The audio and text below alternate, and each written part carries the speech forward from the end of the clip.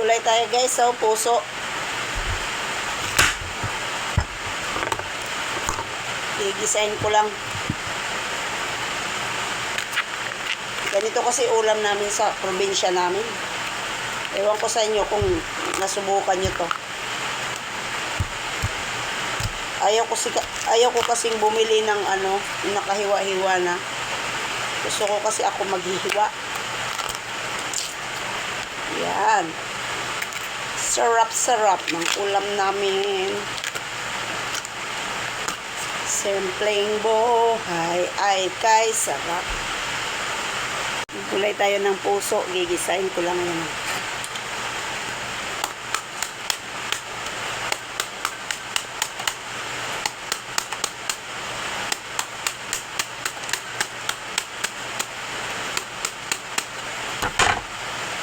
Gisahin natin, lagyan ng konting gata.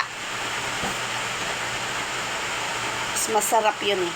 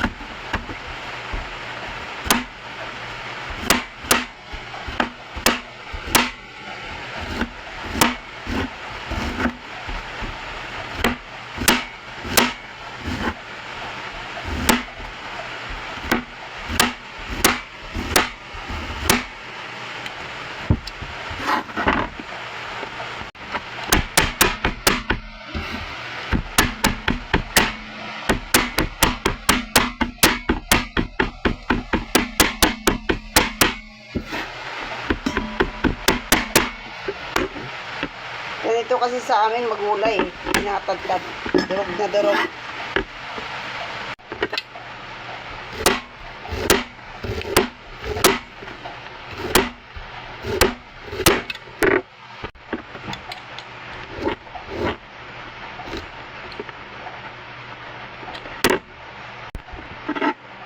Yan ang pinong-pino. Mas masarap yung ganyan kaysa hinihinga lang.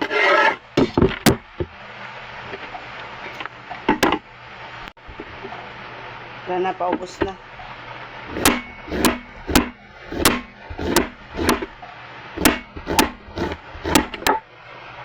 Yan na, tapos na.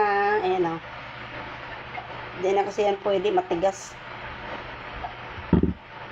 Tapos ayan, gagamitin natin ang ganito. Ayan. Binabad ko yan siya ng tubig. Ayan o. Kasi para matanggal yung dagta. Yan. Tapos anuhan mo ng tawag dito, asin. Tanggalin mo yung tubig, tapos anuhan mo siya ng asin. Ayan o, ito yung dagta. Ayan o. Kaya yan yung tatanggalin namin.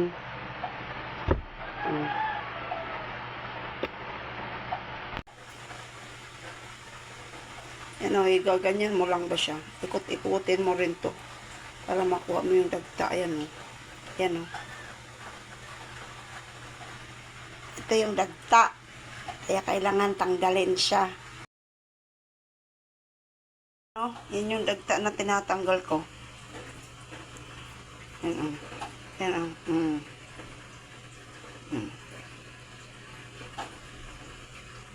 See?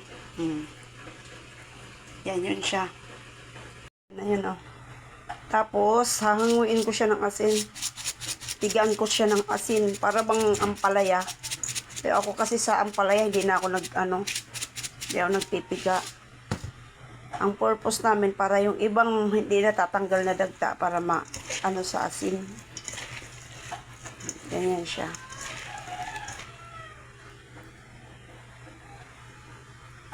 Ayan na siya. Tingnan mo yung tubig niya, oh. Para siyang may gata na. Ganyan yan siya pagka inano mo ng tawag dito, asin. Pag hinango mo siya ng asin, ganyan siya, parang akala mo nagagatas.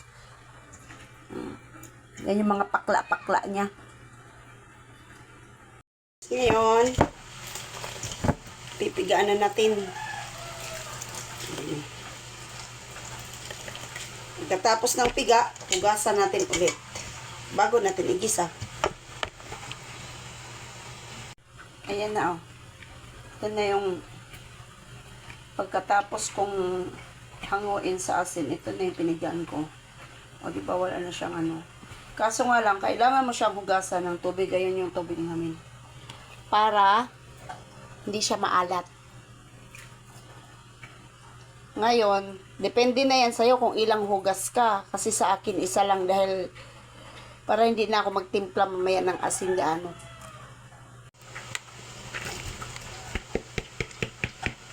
Kailangan lang pigaan mo ng gusto dito para mawala-wala yung alat. Minsan 3 hugas ako pero depende kasi yun sa paglagay mo ng asin kung madami. Parang nag-ano ka lang din ng ampalaya na nilagyan mo ng asin. Yan. Tapos, pigaan mo ulit. Yan.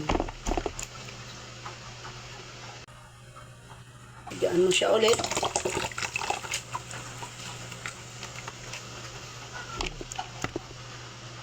Yan na siya. Hugas na to, hindi na yan maalat. So ako ngayon igigisa.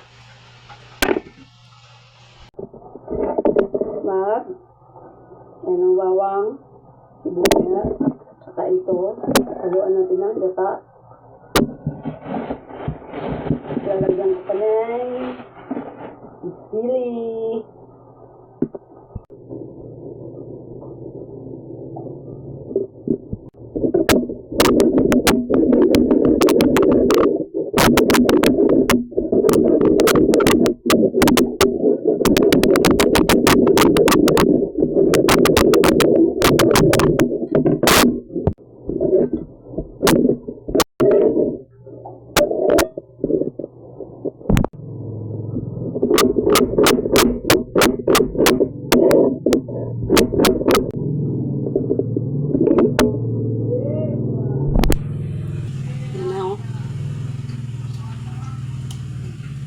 Bawang, sibuyas.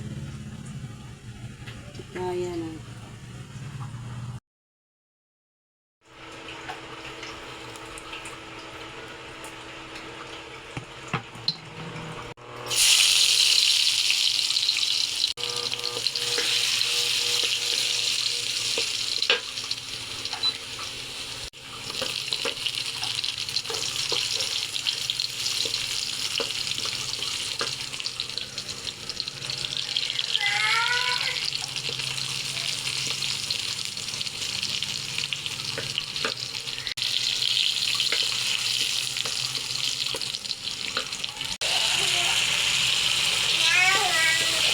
Adobo ko kasi yan, nilahok ulit. Adobo ko ito yung kahapon. Hindi na naubos, kaya ilalahok ko na lang sa gulay.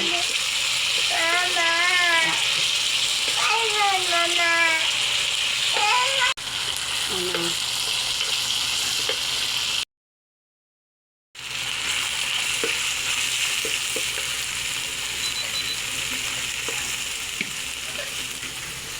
Ayan na siya. Hinalo ko na. Hintayin na lang natin maluto. Ayan na pong gulay namin. Lagyan ko ng yan o. Nor na baboy para lumasa. Pero kailangan ko pang bawasan ng tubig yan. Patutuyuin ko. Maglalagay ako ng gata. Nilagyan ko na ng gata. Ayan yung gata namin, oh. Namuo siya, nag-frozen sa freezer ko kasi nilagay. Ayan na po siya, may gata na.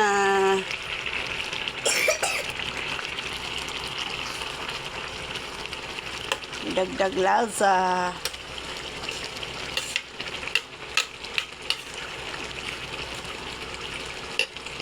na po siya. Nalagay ko na yung sibuyas.